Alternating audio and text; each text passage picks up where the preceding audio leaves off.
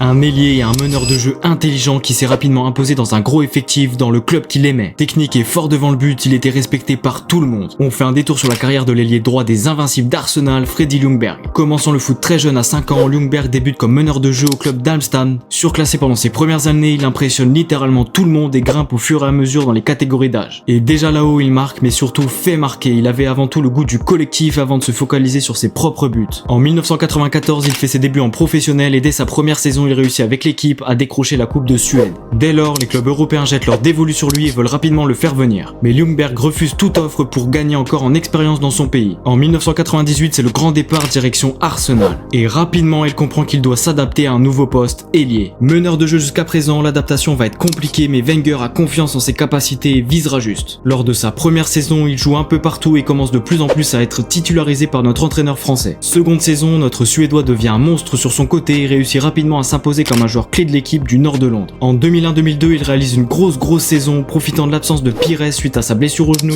Il est trop fort, polyvalent, rapide, vif et décisif. Il permet avec ses compères Henry, Bergkamp ou encore Vieira de décrocher son premier doublé Premier League FA Cup, un accomplissement énorme pour lui. En 2003-2004, il est le titulaire sur son côté droit et participe à la plus grande saison du club, les Invincibles. Et même si Ljungberg ne marque pas beaucoup, il est tellement important dans le jeu de l'équipe. Lors des années suivantes, il continue d'être performant mais connaît quelques pépins physiques.